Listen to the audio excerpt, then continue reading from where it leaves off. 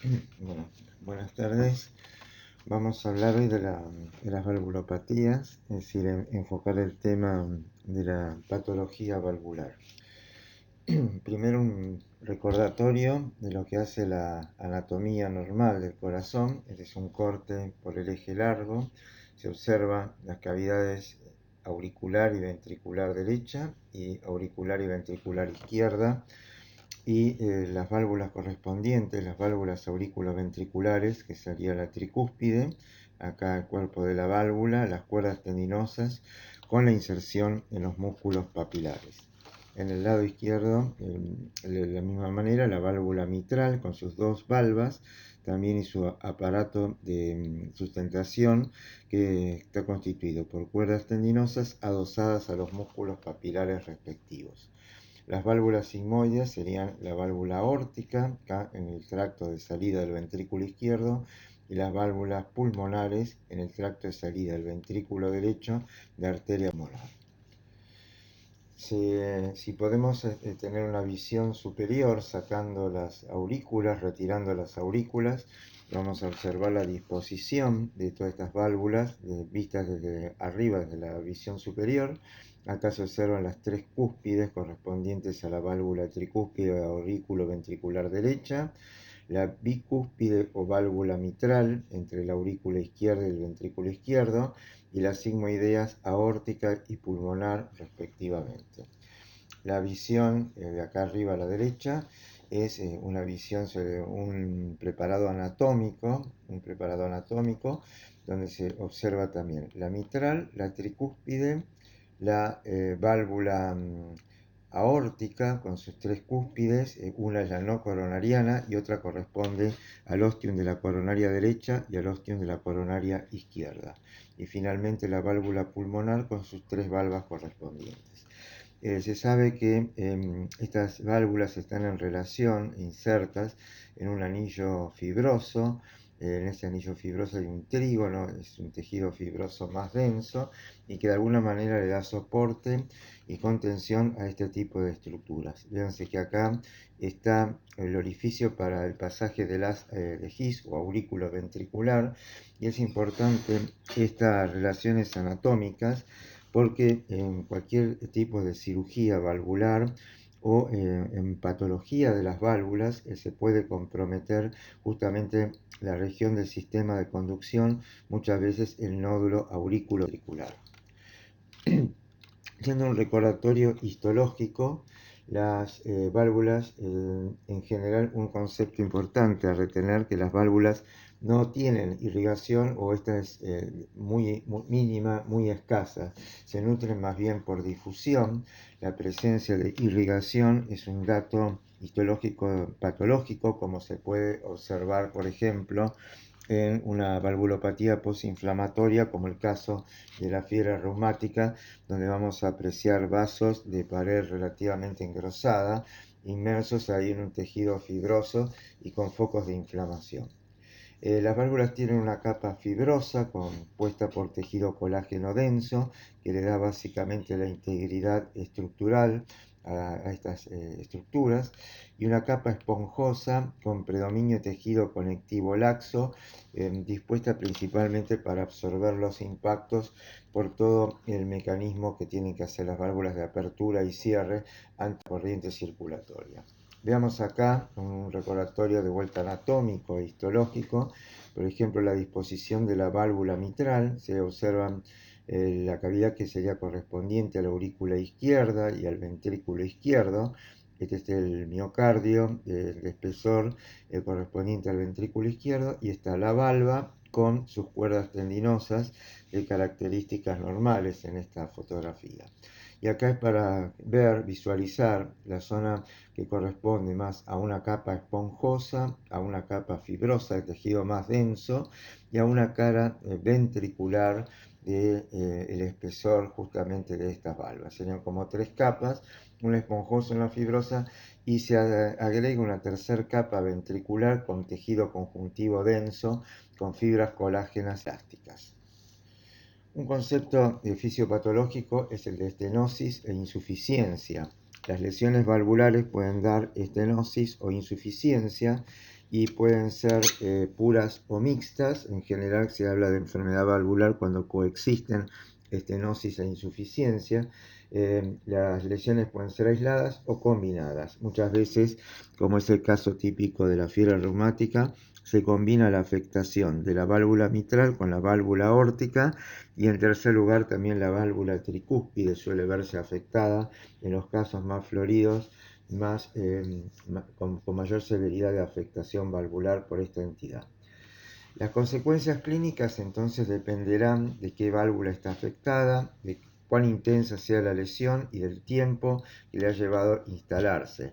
Y esto puede dejar secuelas a nivel cardíaco, a nivel vascular y colateralmente en otros órganos. A nivel cardíaco, una de las consecuencias es la hipertrofia del miocardio y el engrosamiento de la capa endocárdica, donde impacta el flujo anual de sangre. Como definición, estenosis es la imposibilidad de la válvula de abrirse completamente, e insuficiencia es la incapacidad de cerrarse adecuadamente. Y como enfermedad valvular es la coexistencia o combinación de insuficiencia y estenosis. Clínicamente esto se puede traducir en signos de sobrecarga de volumen o presión, en la presencia de soplos y en los casos más extremos y severos en signos de insuficiencia cardíaca. Las lesiones pueden ser adquiridas o congénitas. Básicamente, la estenosis se debe a una lesión primaria de la válvula y generalmente son lesiones más bien crónicas, como las que llevan a la esclerosis y calcificación de la válvula aórtica. En la insuficiencia, en cambio, la lesión puede ser intrínseca de la válvula o de las estructuras de soporte. Y acá el concepto es que el modo de instauración puede ser agudo o crónico. Agudo, una ruptura cordal, por ejemplo. Un infarto agudo de miocardio puede comprometer el aparato de sustentación de la válvula mitral y desencadenar una insuficiencia mitral. Puede ser también a consecuencia de una endocarditis infecciosa, una insuficiencia aguda que lleva hasta una disnea de grado 4, por ejemplo, una insuficiencia cardíaca, o una insuficiencia crónica, donde también hay casos que una dilatación de las cavidades, como ser una miocardiopatía dilatada, lleva a una insuficiencia característicamente mitral o tricuspidia por dilatación del anillo valvular. Entonces en Robbins poco las clasifican así trataremos de dar ejemplos representativos de cada una de estas etiologías. Tenemos la patología, fundamentalmente la válvula mitral y la válvula aórtica, y vamos también a mencionar más brevemente la patología de la tricúspide y la pulmonar a continuación. La estenosis de la válvula mitral en general obedece a una cicatrización posinflamatoria consecutiva, en los casos típicos, a una fiebre reumática. La estenosis aórtica también puede ser un reflejo de una agresión reumática que genere este tipo de esclerosis, de fibrosis a nivel de la válvula, y lo que se dice fusión de las comisuras. En el caso de la mitral daría también acortamiento, engrosamiento, fusión de cuerdas tendinosas. La estenosis aórtica también se puede deber a una estenosis aórtica en una válvula congénitamente deformada, calcificada, o una estenosis aórtica de tipo senil calcificada. La insuficiencia mitral en general puede obedecer a anomalías de las valvas o comisuras, la endocarditis infecciosa, la cicatrización postinflamatoria, por esa endocarditis infecciosa o post-fiebre reumática o alguna otra entidad inflamatoria. Está una entidad que es la del prolapso de la válvula mitral. Vamos a ver que son válvulas con cambios degenerativos, con depósitos de un material mucoide, mixoide, y que son válvulas que pueden estar con un aumento de su área característico, con una elongación de las cuerdas y un abombamiento de la estructura valvular. Puede haber también anomalías en las valvas y en las comisuras en relación, por ejemplo, al síndrome carcinoide, que muchas veces tiene como desencadenante un tumor, o también puede verse en el caso de feocromocitoma con una secreción catecolaminérgica que puede afectar secundariamente estas estructuras cardíacas. Las anomalías del aparato tensor, la ruptura de los músculos papilares, la fibrosis o necrosis de los músculos papilares, característicamente en un infarto de miocardio, o la ruptura de las cuerdas tendinosas van a afectar secundariamente a la válvula mitral y precipitar un cuadro de regurgitación o insuficiencia. En el caso de las anomalías del ventrículo izquierdo del anillo, todo el agrandamiento, dilatación del ventrículo izquierdo, miocarditis, cardiomiopatía dilatada o incluso la calcificación del anillo mitral puede originar el cuadro que mencionábamos de insuficiencia de la válvula mitral por dilatación del anillo sin tener la válvula una afectación tan severa en sí, en su estructura. Puede tener algo de fibrosis y algún tipo de cambio degenerativo, pero los cambios que generan esa insuficiencia tienen que ver más con la dilatación anular. La insuficiencia aórtica también puede ser provocada por una cicatrización postinflamatoria, en el caso de la fiebre reumática o también una endocarditis infecciosa. Y aparte hay cuadros que en general pueden corresponder a una dilatación de la arteria aorta y la válvula puede conservarse en su estructura relativamente normal, pero presentar un cuadro de regurgitación o insuficiencia. También se conocen que hay otras entidades que afectan la salida de la aorta, como la espondilitis anquilosante, la ortitis sifilítica, un síndrome de Marfan, que causa dilatación de tipo aneurismática de la aorta con riesgo de disección y que secundariamente también puede afectar las estructuras valvulares. Y la artritis reumatoidea puede dar un cuadro también con una valvulopatía, con cambios de tipo degenerativos e inflamatorios que semejan justamente o que son similares en alguna manera a los de la fiebre. En general, lo que vamos a observar es la vascularización. La vascularización puede ser típicamente orientativa en el caso de una valvulopatía postinflamatoria de posible etiología reumática. La inflamación a considerar puede ser una inflamación aguda o crónica. La inflamación aguda sobre todo va a ser más prominente y típica en una endocarditis infecciosa, donde los elementos que van a estar caracterizables son polimorfonucleares neutrófilos en el medio, en el marco de un material necrótico con fibrina y con la posibilidad de encontrar microorganismos como se detalla un poco más adelante en el protocolo. La esclerosis y calcificación es lo más común encontrar en los reemplazos valvulares por válvulas esclerocalcificadas de tipo senil o que asientan en una válvula esclerocalcificada de tipo bicúspide congénita. Y los cambios degenerativos en general pueden ser mixoides o mucoides, el material que esté conteniendo el espesor del cuerpo de la válvula, y alinización o alguna otra situación a considerar. Con todo esto generalmente se construye un diagnóstico que en general la patología de las válvulas es bastante acotada. Ya vimos la parte funcional, lo que generan estenosis e insuficiencia. Vamos a ver que en general la patología se acota a valvulopatías degenerativas esclerocalcificadas o cambios degenerativos mixoides, las postinflamatorias que pueden ser la endocarditis infecciosa y la fiebre reumática y algunas otras a considerar. Estenosis mitral.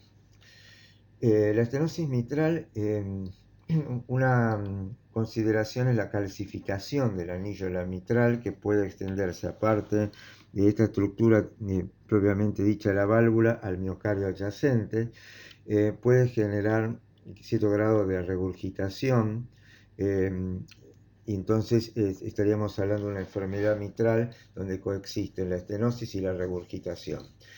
Arritmias puede tender a favorecer una fibrilación auricular y el riesgo de que se formen trombos o que haya un proceso de una endocarditis, una inflamación en la superficie valvular. Acá tienen para ver el examen macroscópico de una válvula mitral. Se ve la válvula bicúspide característica con las dos valvas y estos depósitos groseros, sobrelevados, blanquecinos, amarillentos, de consistencia pétrea, justamente de calcio, como lo señalan las flechas.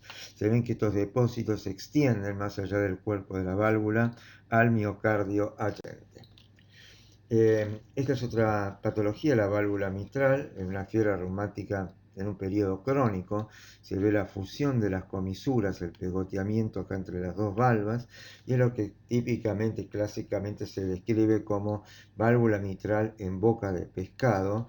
Es lo que genera en general todo un cuadro característico que muchas veces lleva al reemplazo de la válvula mitral, en este caso en un paciente que ha padecido fiebre reumática de niño o en su juventud. Veamos un poco en esta serie de esquemas los casos que característicamente se asocian con insuficiencia mitral. Se considera una válvula mitral normal, es la válvula con dos valvas o dos cúspides características, sus cuerdas tendinosas, el músculo papilar correspondiente, y la afectación puede ser reumática, con un engrosamiento fibroso difuso a nivel del borde de cierre, con una afectación y engrosamiento focal cordal. Esto ya se da desde la fase aguda, las vegetaciones se van a localizar en esta situación y luego se va organizando todo esto a lo largo del tiempo, llevando a la cronicidad y a la afectación esa que veíamos en boca de pescado. La endocaritis infecciosa activa o curada se caracteriza por la presencia de esas vegetaciones, y el tema de la endocaritis infecciosa que se asocia en general con perforación o indentación del cuerpo valvular, con rotura cordal y característicamente va a dar cuadros de insuficiencia mitral en este caso. Otra situación que genera una insuficiencia mitral puede ser caso de un infarto de miocardio, tanto en agudo como un infarto ya cicatrizado, crónico, antiguo, y la afectación consiguiente del músculo papilar, que puede verse necrótico en el contexto de una necrosis de coagulación de un infarto agudo de miocardio, o ya presentar un estigma cicatrizal con una fibrosis densa que compromete el músculo papilar. Esto genera una disfunción de la musculatura papilar y la insuficiencia consiguiente de la válvula mitral. El prolapso de la válvula mitral es otra situación. Son las válvulas, característicamente tienen aumento de la longitud del área valvular y hay como un encorvamiento o abombamiento, hay todo un desplazamiento, elongación de las cuerdas tendinosas, y justamente una de las situaciones que puede complicar más este tipo de prolapso de situación es la ruptura cordal, lo que justamente coadyuva a aumentar el grado de insuficiencia mitral que ya podía portar este tipo de pacientes. La disfunción de la musculatura papilar, amén de lo típico que uno pensaría el infarto de miocardio, puede ser por depósito de amiloide, por una miocarditis granulomatosa como la sarcoidosis, por una infección o una neoplasia. En la clase de miocardiopatía ya se tocó el tema de la cardiomiopatía hipertrófica de base genética o familiar, y es justamente un ejemplo de hipertrofia septal asimétrica. Hay una desalineación o mala alineación de los músculos papilares en un ventrículo en general no dilatado y que puede tener una obstrucción al tracto de salida del ventrículo izquierdo. Esto puede generar todos estos cambios de condiciones normales, un engrosamiento fibroso focal, por ejemplo acá está marcado en el borde de cierre de la válvula mitral. La dilatación ventricular, una miocardiopatía dilatada idiopática, que era otro tipo de las cardiomiopatías que también se trata en el tema de la clase correspondiente, podía generar una dilatación ventricular, una cavidad muy dilatada y una válvula que presenta entonces una insuficiencia característica. La insuficiencia mitral es importante ponderarla o establecerla justamente el grado, porque es un elemento predictor importante en los pacientes que tienen insuficiencia cardíaca. Y otras situaciones que están acá reflejadas en este esquema es los trastornos del endocardio, engrosamientos del endocardio, síndromes carcinoides, otro tipo de situación que tiende a engrosar el endocardio. La fibrosis endomiocárdica es un caso que vamos a ver en concreto y que podría corresponder perfectamente a este esquema. Y por último, el anillo calcificado que veíamos recién. Depósitos anulares de calcio que están localizados no solo en el anillo de la válvula, sino en el miocardio adyacente. Y vamos a los ejemplos. FR, fiebre reumática, toda una válvula mitral completamente deformada, deteriorada, un proceso crónico, se ven fusionadas las comisuras, las valvas, ven las cuerdas tendinosas totalmente engrosadas, también pegoteadas entre sí, y una válvula que no va a funcionar de ninguna manera bien, y por ende fue una válvula que es de un paciente que se le resecó. Ven que tienen parte de los músculos papilares acá en la parte inferior, y seguramente tenía grado de estenosis, de insuficiencia por todo este proceso. Normalmente en esta etapa de la fiebre reumática crónica lo que vamos a ver es lo que observamos acá en la diapositiva esta superior, zonas de fibrosis con vasos que tienen la pared relativamente gruesa, y a esto nos referimos o aludimos cuando hablamos de una vascularización que normalmente no está presente en este tipo de patologías. Y abajo está la característica de la fiebre reumática, que es dable de encontrar más en la fase aguda, que es el nódulo de Astroff. En esta figura de microfotografía de abajo a la izquierda vemos un nódulo de Astroff en el endocardio.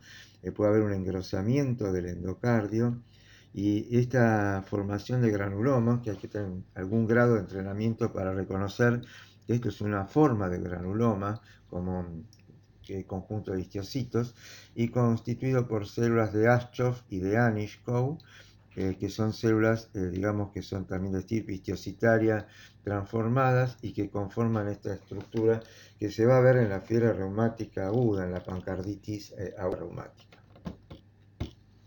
Vamos a ver la otra entidad inflamatoria importante, la endocarditis infecciosa. Reconocemos también una válvula que lo que más llama la atención acá, más allá de la estructura que ahora vamos a comentar, todo este material que está depositado ha generado seguramente un grado de lesión, de necrosis y de ruptura y de pérdida de tejido valvular, y está como sobrelevado, que corresponde histológicamente a material fibrino plaquetario organizado en sectores con numerosos polimorfos nucleares como rasgo inflamatorio activo de esta entidad, y múltiples colonias bacterianas, Streptococcus, Staphylococcus, el grupo ASEC, es decir, todas las que son característicamente etiologías más frecuentes de la endocarditis infecciosa. Vemos que en este caso la endocarditis infecciosa siente en una válvula mitral que ya de base tenía cierto grado de engrosamiento y seguramente de fibrosis, situación que habrá que recabar en la historia clínica a qué se debería este grado de afectación inicial. Otra patología interesante, la habíamos hablado, y que corresponde a un caso operado de un paciente. Este es el músculo papilar, en el cual se asientan todas las cuerdas tendinosas de la válvula mitral. Vean, la válvula en sí no parece ser muy patológica, puede tener alguna zona de engrosamiento, de fibrosis focal, pero el músculo papilar está rojo acá, y si vemos la histología con un tricrómico de Mason, se ve que el endocardio tiene tejido fibroso, el subendocardio presenta toda una capa con cambios degenerativos de tipo hidrópico, como se ve en una isquemia, y en el interior es todo un tejido necrótico, acá con pérdida extensa de cardiomiocitos, y en la zona donde todavía se conservan las siluetas de los mismos, con una profusa necrosis de coagulación. Bueno, ese era el caso del el infarto de miocardio agudo que producía la lesión del músculo papilar y por consiguiente la insuficiencia mitral. Prolapso mitral. Una o ambas valvas son grandes, flotantes. Hay cierto predominio en mujeres, pueden estar asociadas a síndromes como el Marfan. Las valvas tienen un aspecto como abombadas entre las cuerdas tendinosas, tienen cambios degenerativos de tipos mixomatosos o mucoides. Las cuerdas se presentan adelgazadas y aparte de la válvula mitral, que típicamente es la más afectada, en un tercio por lo menos de los casos se puede afectar la válvula tricúspide.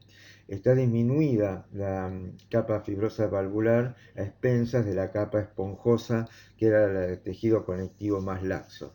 En general pueden no presentar complicaciones severas, pero se describen arritmias y hasta hay casos que pueden llevar por esas arritmias a una muerte súbita cardíaca.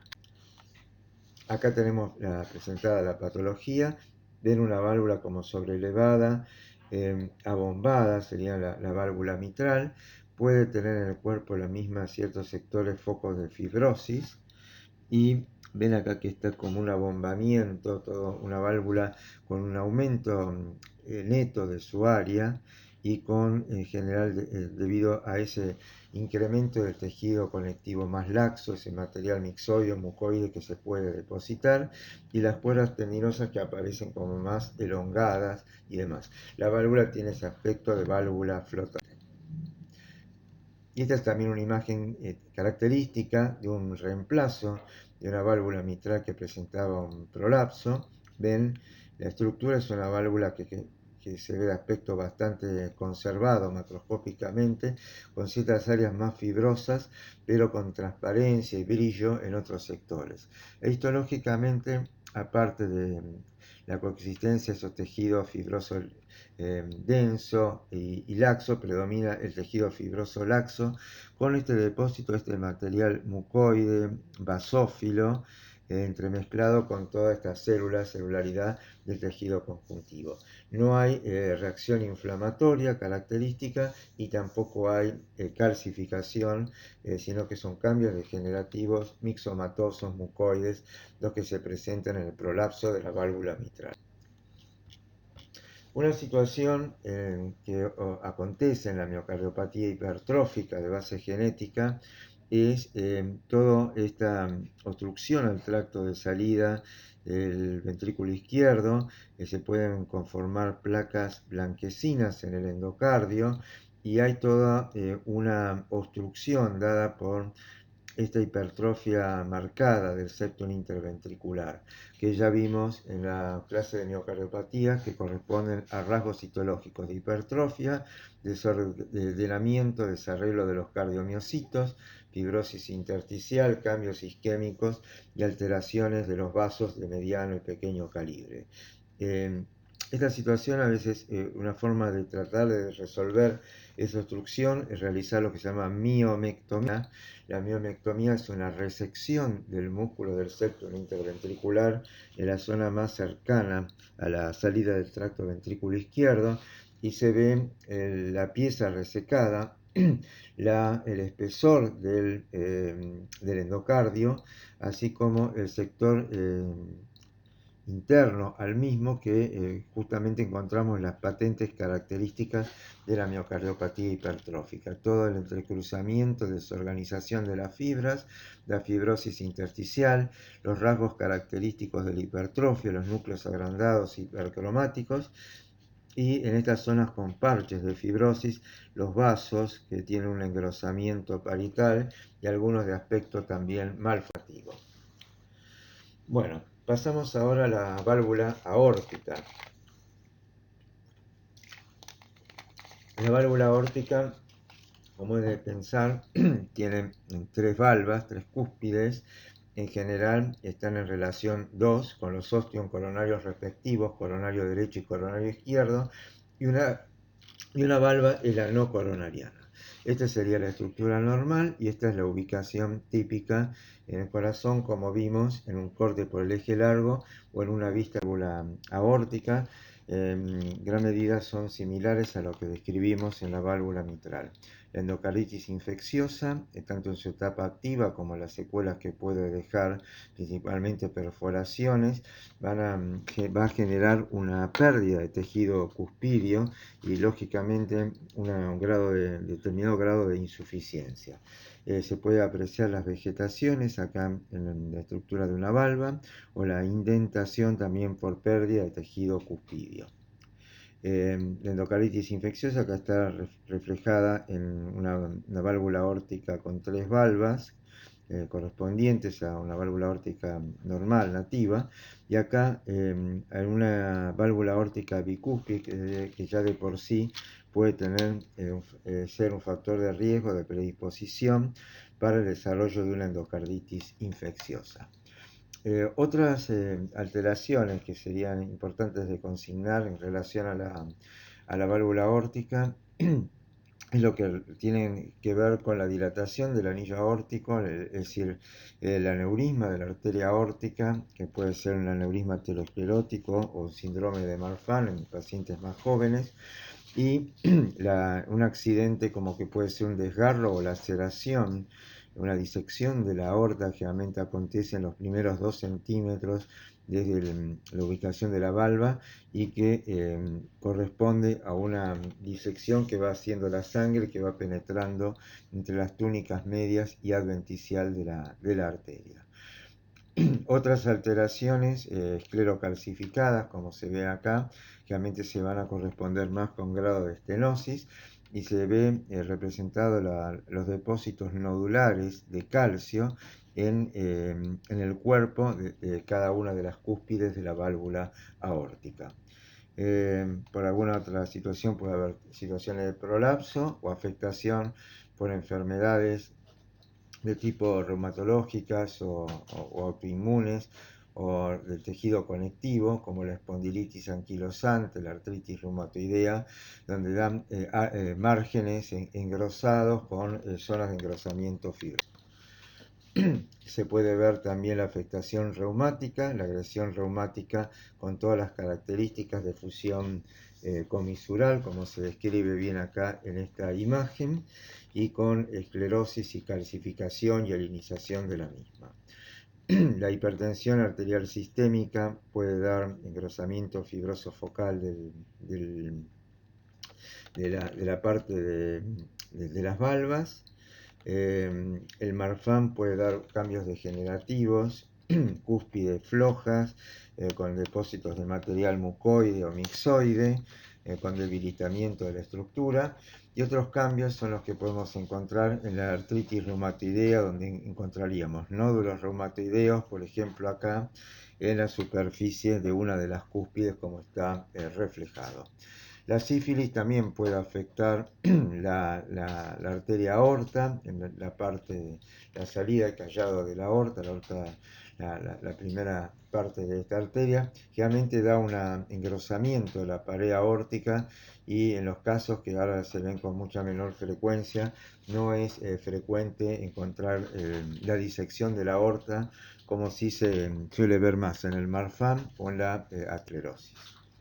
Acá justamente el caso de la disección aórtica, en el examen de esta pieza macroscópica se ve la zona donde estuvo la ruptura de la íntima y la sangre penetra en general entre la media y la zona de la adventicia. En este espesor parietal se ve la íntima, la media y la adventicia, y con técnicas elásticas se ve que hay todo un hematoma inmerso en la mitad de la pared aórtica, que va disecando el vaso, generalmente hasta más distal, en varios tipos de disección que tienen distinto tratamiento luego clínico. En los grados de estenosis, es decir, que es una de las afecciones que se ve con más asiduidad en la práctica quirúrgica cardiovascular, el reemplazo de una válvula aórtica esclerocalcificada, hay, digamos, una obstrucción al tracto de salida por un orificio, digamos, estenótico generado por la válvula aórtica y que va a redundar en un ventrículo izquierdo que va a empezar a a hacer un cambio adaptativo de hipertrofia, una hipertrofia concéntrica, porque tiene que vencer justamente esa resistencia a la salida de la sangre por la estenosis de la válvula. Los factores a los cuales se responsabilizan el desarrollo de la estenosis aórtica calcificada pueden ser factores generales de riesgo cardiovascular, genéticos o incluso vías regulatorias del fenotipo osteoblástico, y se comparten con muchos de ellos que acaecen como factores de riesgo ateroscleróticos o factores de riesgo genético. Una de las transformaciones que puede darse en una válvula aórtica calcificada, como vamos a ver, es una metaplasia hacia un tejido cartilaginoso, óseo, incluso con conformación hasta el tejido adiposo típico que se puede observar en otro contexto en una cavidad medular. La válvula aórtica bicúspide congénita afecta al 1 a 2% de la población. Es uno de estos cambios de la aparición congénita más frecuente dentro de las distintas cardiopatías. Coexisten dos valvas, una de mayor tamaño, con una calcificación en la zona del RAFE medio, y esto puede ir generando a lo largo del tiempo sintomatología y una mayor predisposición a endocarditis. La esclerocalcificación de esta válvula aórtica bicúspide congénita tiende a suceder a edad más corta que la calcificación que se ve típicamente en una válvula aórtica que se denomina de tipo senil. Esta última comprende una calcificación de tipo distrófico a nivel de las bases, son como una calcificación de tipo nodular, comienza en la pars fibrosa flexible de la válvula, sin lípidos ni proliferación celular.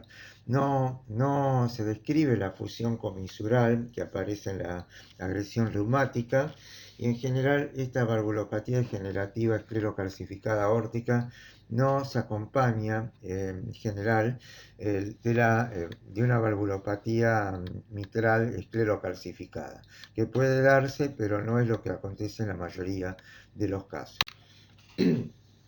Vamos comparando una aorta con 3 valvas y una esclerocalcificación, en la que describimos como de tipo senil, y una válvula aórtica bicúspide con esclerocalcificación muy severa en el caso de esta imagen macroscópica inferior, y que genera una estenosis característica que puede corresponder a cuadros de disnea, angor, síncope, pérdida de conocimiento en pacientes principalmente añosos.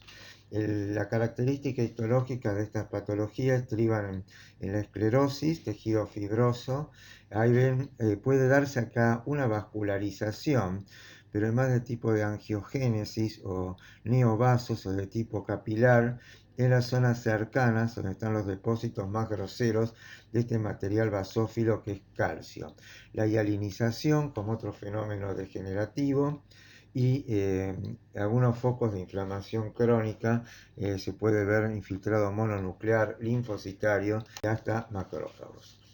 Los cambios que vemos en estas imágenes corresponden a cambios metaplásicos, es decir, una reprogramación de los elementos mesenquimáticos hacia otros elementos mesenquimáticos no habituales en la estructura valvular, que como ven pueden ser el cartílago hialino, trabéculas óseas y aún tejido adiposo, como observaríamos en una cavidad medular. Una aorta bicúspide decíamos que puede ser un factor predisponente para endocarditis infecciosa, y acá se ve una aorta bicúspide con vegetaciones justamente en su superficie de las valvas. Una destrucción, microorganismos virulentos como pueden ser los Staphylococcus aureus, que pueden destruir profusamente el tejido cuspidio y el resto del tejido valvular y adyacente. Bien, acá está la aorta, la salida, y se ven ciertos rasgos correspondientes a lesiones ateromatosas, cambio de coloración blanquecino amarillento, pero no una ateromatosis por lo menos prominente en lo que es esta visión de la salida de la aorta. Acá se ve parte de lo que correspondería a la válvula mitral. Hay sí unas zonas como fibrosis, por ejemplo, en el espesor acá de la válvula, y las cuerdas tendinosas que aparecen relativamente conservadas. Los cambios pueden corresponder a veces a fibrosis, sobre todo en el caso este que se trató también en la clase de miocardiopatías y que es una entidad que es la fibrosis endomiocárdica.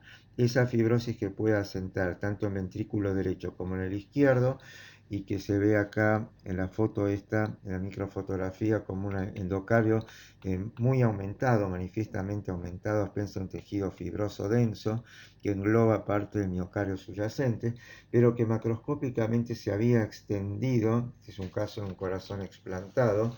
El paciente había sido operado anteriormente de la válvula aórtica, se le instituyó un reemplazo por una válvula mecánica y acá se ve cómo llegaba el tejido fibroso hasta el anillo de la válvula aórtica y concomitantemente la válvula mitral.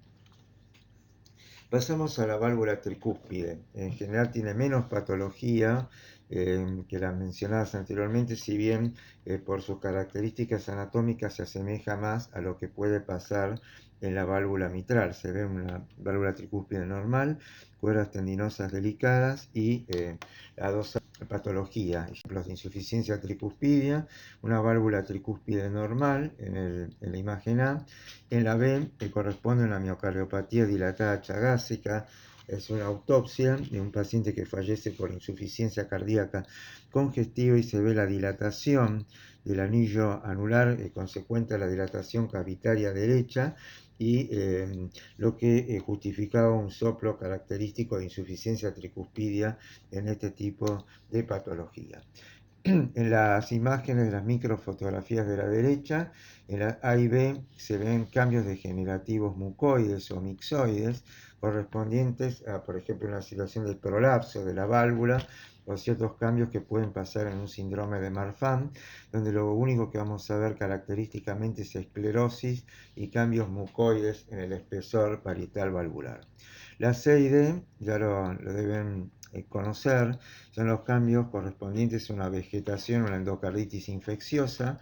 La C refleja el material fibrino plaquetario, fibrino hemático y plaquetario en una organización con un infiltrado bastante prominente a predominio de neutrófilos, y en la D se ven característicamente las colonias bacterianas de distintos gérmenes que pueden colonizar esas vegetaciones.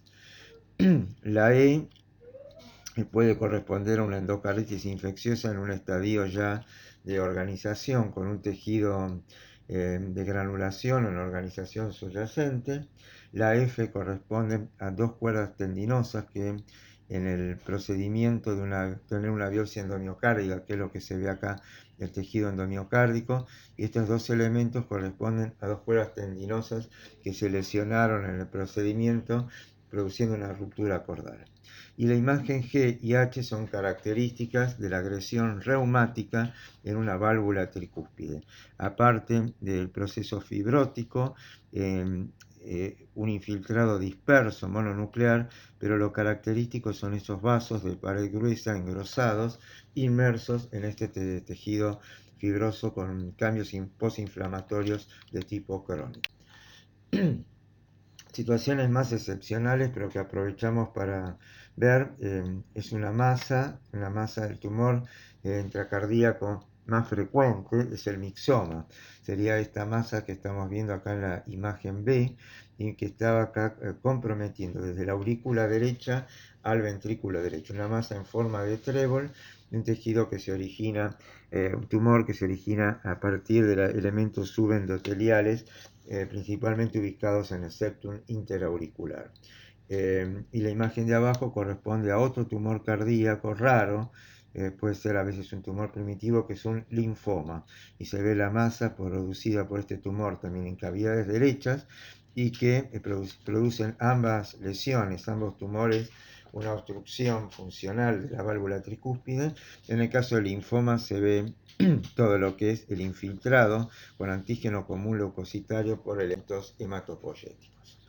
Por último, la válvula pulmonar, acá se ve la salida del ventrículo derecho, las tres valvas de la arteria pulmonar, es la que por sí es la que tiene menos implicancia patológica en todos los elementos que estamos viendo, como ser fiebre reumática y otras comorbilidades. Se ven las características de una válvula pulmonar normal, y para consignar, vemos dentro de la patología, también puede ser objeto de una afectación por una endocarditis infecciosa, tener un endurecimiento, engrosamiento fibroso focal de los márgenes en la situación de una hipertensión sistólica pulmonar. Puede haber el caso también de una bicúspide congénita pulmonar muy raro, una afectación reumática que es también bastante excepcional, es mucho más infrecuente, la cuarta en orden de jerarquía, mitral aórtica, tricúspide, y mucho más raro que de la fiebre reumática, afectación de la válvula pulmonar, lesiones carcinoides, también ya descritas, y luego lo que puede ser lesiones iatrogénicas, traumatismos por un cateterismo con punta de balón que puede producir un desgarro cuspidio. Son causas de insuficiencia pulmonar pura las que han sido descritas. Y bueno, y desarrollamos algo que creo que está también en las clases de cierre de los trabajos prácticos, la valvulopatía reumática. La fiebre reumática característicamente es causada por el estreptococo beta hemolítico del grupo A. Hay un antecedente de una faringitis previa, y para el diagnóstico se esbozan los criterios de Jones, los mayores: poliartritis migratoria, las grandes articulaciones, la pancarditis, es decir, el conjunto de pericarditis, miocarditis, endocarditis, existencia de nódulos subcutáneos, eritema marginado, corea de Sydenham, y criterios menores también que se pueden sumar a los anteriores, criterios clínicos como fiebre, artralgias, y elementos de laboratorio como pueden ser eritrosedimentación elevada, leucocitosis, proteína C reactiva. Un poco la ecuación para el diagnóstico de la fiebre reumática está en conjugar dos criterios mayores o uno mayor y dos menores para fundamentar este diagnóstico. Leyendo la patogenia, luego de la faringitis acontece una respuesta inmune. Por vía hematógena se puede producir una cardiopatía reumática aguda, y los rasgos característicos dentro de esa pancarditis puede ser una pericarditis fibrinosa o serofibrinosa, una miocarditis que tiene la característica de los nódulos de Aschoff como elemento cuasi patognomónico de esta entidad, y un endocardio donde pueden aparecer vegetaciones en el borde libre de cierre de las válvulas y afectación en el subendocardio, placas de McCallum, y estas afectaciones endocárdicas y subendocárdicas son uno de los lugares de predilección que adoptan los nódulos de Aschoff para localizarse: endocardio, subendocardio, y también en disposición vascular. Acá tienen también, siguiendo la ilustración del Robbins, lo que sería el desarrollo de la patogenia, los mecanismos luego de la angina, la faringitis, mediados por el estreptococo beta hemolítico, la respuesta inmunitaria, las reacciones cruzadas con las estructuras cardíacas, y la ubicación típica de las vegetaciones, de los cuerpos de Astroff y la pericarditis fibrinosa. Luego de varios años, en paciente adulto, esas lesiones que acontecieron en la adolescencia o en la niñez se pueden desencadenar una cardiopatía reumática crónica. Hay cambios anatómicos con engrosamiento de las valvas, como vimos, la mitral, la aórtica, fusión comisural, y acortamiento, engrosamiento y fusión de cuerdas tendinosas en el caso característico de la válvula mitral, y en menor incidencia en la válvula tricuspidia. Histológicamente se van a ver fibrosis difusa, neovascularización, y los nódulos de Aschoff son ya muy infrecuentes, muy raros de encontrar en esta fase crónica de la reumática. Entonces, en la cardiopatía reumática aguda, los hallazgos característicos son pequeñas vegetaciones en la línea de cierre, una miocarditis con nódulos de Aschoff, que sería la lesión más característica de la entidad, y una pericarditis fibrinosa no específica. Y en la fase crónica, las válvulas con fibrosis y fusión de comisuras, el engrosamiento, acortamiento, cuerdas tendinosas, pudiendo ya dar cuadros de estenosis o incluso de asociación de estenosis e insuficiencia como enfermedad, por ejemplo, mitral, y la insuficiencia cardíaca. Se ven, por ejemplo, los depósitos a lo largo de la línea de cierre, la válvula mitral, de lo que son las vegetaciones características. Y acá reflejamos la pericarditis fibrinosa en organización, con depósitos de fibrinas superficiales y tejido de glándula subyacente. La miocarditis, que en parte puede ser inespecífica, infiltrado linfomonocitario, pero lo característico son estos nódulos de Aschoff. Acá se ubican en el endocardio. Vean cómo es la disposición de estas células de tipo histiocytario modificados, cómo se agrupan formando una especie de granuloma, y las células grandes de Aschoff y las células con cromatina central, que serían las células de Alba. La consecuencia a largo plazo puede ser una válvula, esa que se dice en la jerga en boca de pescado, y que presenta fusión de comisuras y calcificación y fibrosis intensa. Acá también se ven otros grados de agresión reumáticas muy intensos. Esto ya se caracteriza muy bien en un ecocardiograma. Y la patente histológica es la esclerosis, la calcificación, hialinización, inflamación crónica, pero en focos relativamente de infiltrado leve, mononuclear, y la vascularización característica con vasos de pared. Característicamente, si bien acá vamos a ver la válvula, en una cardiopatía reumática que derivó en una miocardiopatía dilatada en una paciente, y este es el explante biventricular en ese caso. La válvula, si bien macroscópicamente no parece tener tanta severidad, tuvo la agresión reumática bien documentada y generó por insuficiencia a largo plazo ese corazón, ese ventrículo remodelado con una hipertrofia ventricular excéntrica. En general, cuando se ven en este tipo de corazones, el estudio histológico, en general lo que predomina es hipertrofia irregular de los cardiomiocitos, fibrosis en parche intersticial y perivascular, y a veces, según la literatura más antigua, uno cree adivinar dentro de esta fibrosis perivascular con esta disposición característica elementos mononucleares remanentes que podrían ser una secuela de un nódulo de Aschoff que ocurrió en el pasado, en una etapa previa a esta organización ciclisal. Estas pueden ser las imágenes características entonces del miocardio y del endomiocardio en una fiebre reumática ya en un estado crónico. Y una de las consecuencias entonces de esta agresión reumática es el reemplazo por una válvula protésica. Acá se ven en una posición mitral, acá se reconoce la válvula aórtica, y acá la válvula protésica en posición mitral en una. Bueno, pasando a otro tema, consideramos endocarditis, que ya fuimos viendo en la descripción de las distintas valvulopatías. Como definición es la colonización con invasión de las válvulas cardíacas y el endocardio parietal por un agente infeccioso. Generalmente es un agente bacteriano, aunque también hongos u otro tipo de microorganismos pueden ser los agentes etiológicos responsables. Se provoca esto un proceso inflamatorio, se forman las vegetaciones que ya describimos. Friables quiere decir que es un tejido que está adherido pero que se deshace fácilmente, y están compuestas por detritus, tejido necrótico, material trombótico, fibrino, plaquetario y hemático, y microorganismos, y todo ello asociado a una destrucción patente del tejido subyacente cuspidio, valvular e incluso tejido adyacente. Pueden aparecer en válvulas previamente normales, pero a veces también hay factores predisponentes, válvulas bicúspides y otros factores de riesgo. Son afectadas principalmente la válvula aórtica y la válvula mitral. Las causas de endocarditis infecciosa podemos diferenciarlas en las que afectan a las válvulas nativas, el Streptococcus alfa hemolítico, la Staphylococcus aureus, Enterococcus, y una serie de organismos que son bacilos aeróbicos gram negativos descritos con las siglas ASEC.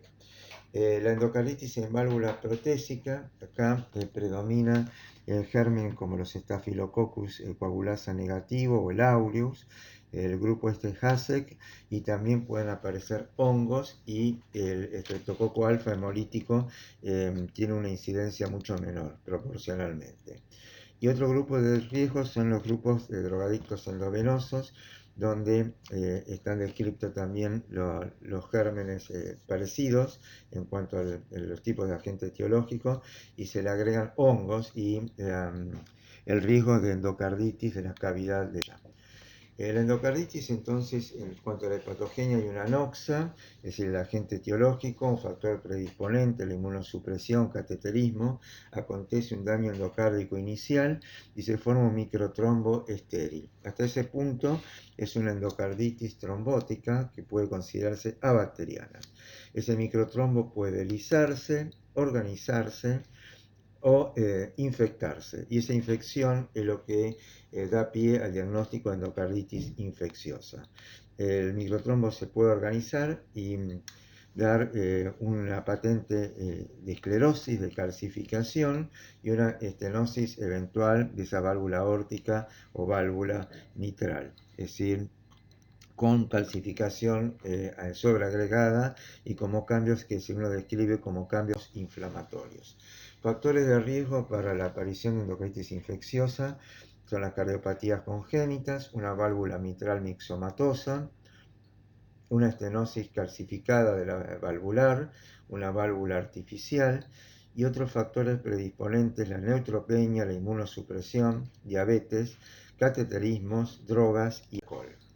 El diagnóstico, bueno, es resorte más de todas las materias clínicas, eso lo van a ver en medicina fundamentalmente, en enfermedades infecciosas particularmente, pero el criterio patológico es la presencia de microorganismos demostrados en hemocultivos o en el examen histológico. Generalmente hay que ubicarlos dentro del examen macrohistológico en una vegetación, en un trombo que se desprende de una vegetación o como un absceso intracardíaco. Y por consiguiente luego se puede realizar la confirmación histológica de esa endocarditis activa en la vegetación o en el absceso cardíaco. Entonces hay criterios clínicos mayores: el hemocultivo, la identificación ecocardiográfica de una masa implantada, por ejemplo, un absceso, y un nuevo soplo. Y hay otra serie de factores menores y en conjunción con los mayores es cómo se pueden hacer compaginar el diagnóstico de endocarditis, los que se llaman criterios de Duke. En general, si los criterios clínicos son usados, son 2 mayores, 1 mayor más 3 menores, o 5 criterios menores. Hay distintas lesiones como petequias subconjuntivales, lesiones de Geneway, en las plantas de los pies, en las palmas de manos, hemorragias subunguiales, por ejemplo, o nódulos de Osler, que clínicamente son buscados como para tener un criterio clínico de la sospecha, una sospecha firme de endocarditis. El tema de las vegetaciones es que al ser un material que se deshace con facilidad, pueden producir un émbolo neoplásico, y extenderse por la circulación sistémica al cerebro, al vaso, a otros territorios de la circulación sistémica, y concomitantemente en lo que hace a la estructura valvular, producir una perforación y daño del tejido, produciendo ese daño característico. Acá se ve macroscópicamente una gran cantidad de vegetaciones, lo que hace el anillo de la mitral particularmente, con el aspecto característico histopatológico. Tema importante que tienen que manejar es el diagnóstico diferencial de las vegetaciones. Están las características de la fiebre reumática, toda en la línea de cierre valvular, la de la endocarditis infecciosa más groseras, más toscas, con destrucción del tejido cuspidio o de las cuerdas tendinosas.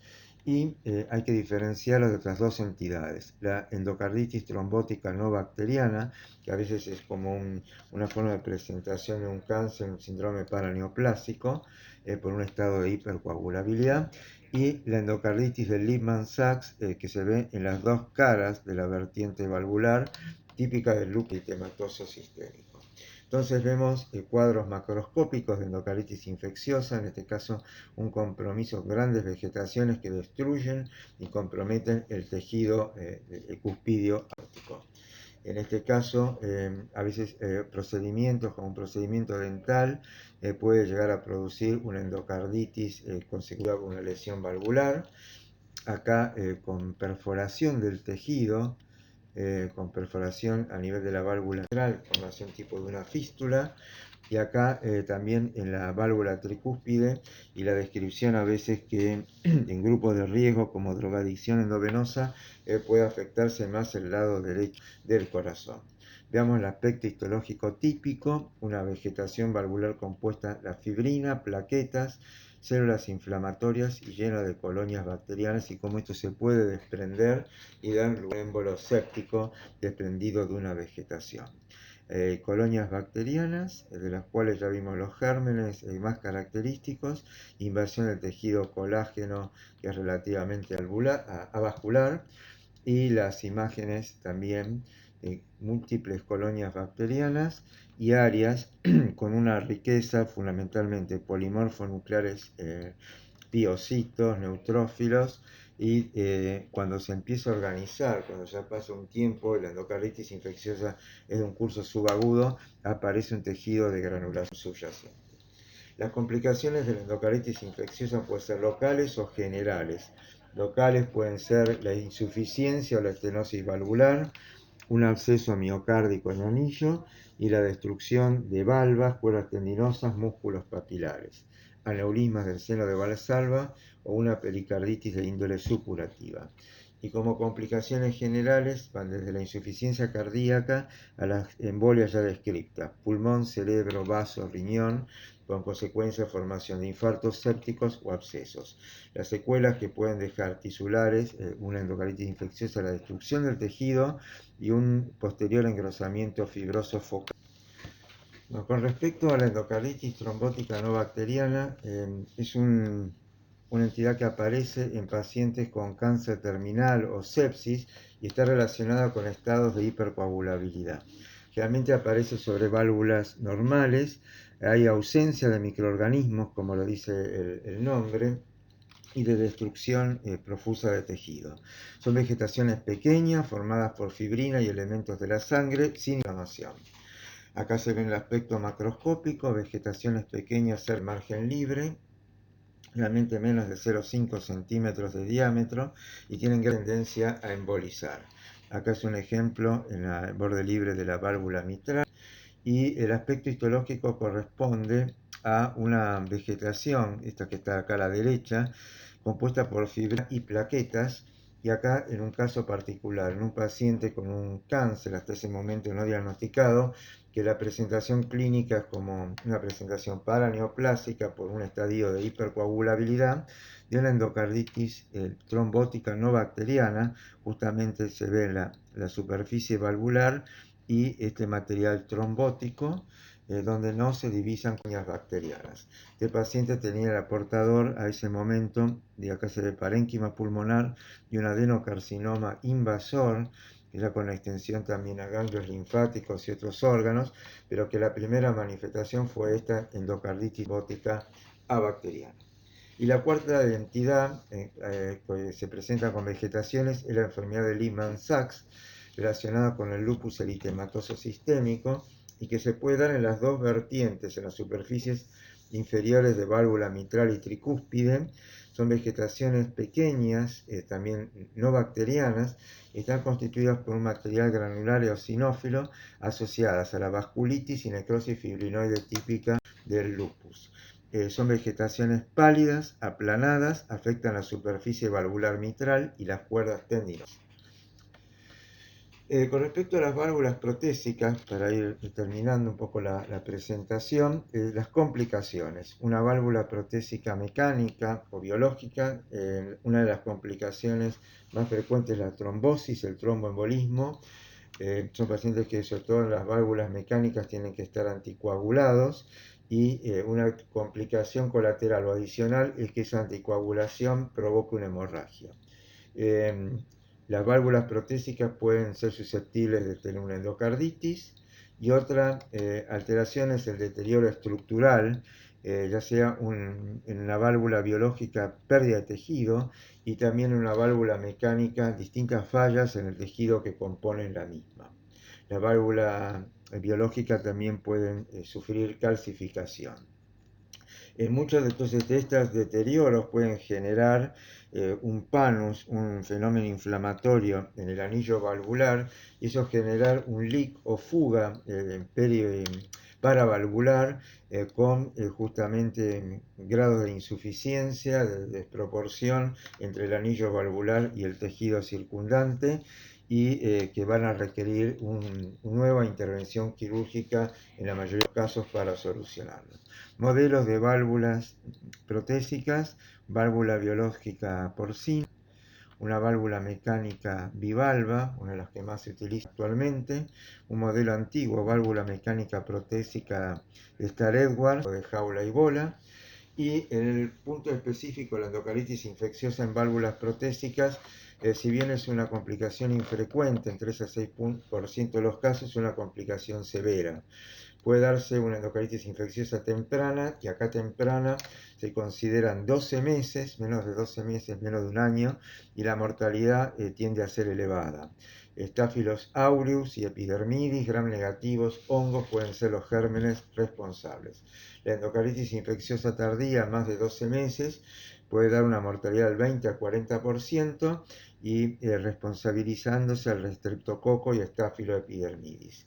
En general, los gérmenes no tienen diferencia, no establecen diferencias entre la afectación, pueden dar tanto una válvula mecánica como una válvula biológica.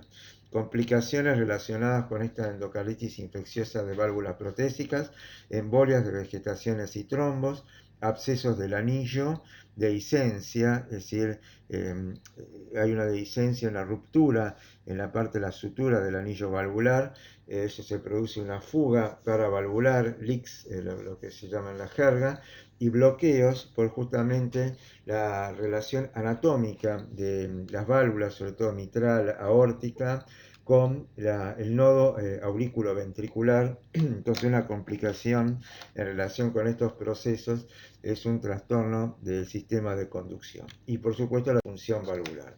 Y vemos algunos ejemplos. Todo este material coleccionado, que se llama panus, en la zona periférica de una válvula mecánica o una válvula biológica con ruptura de parte del tejido, o en esta imagen que se ve también todo un tejido blancuzco y que está en la superficie de la válvula y en el anillo respondiente a una endocarditis infecciosa.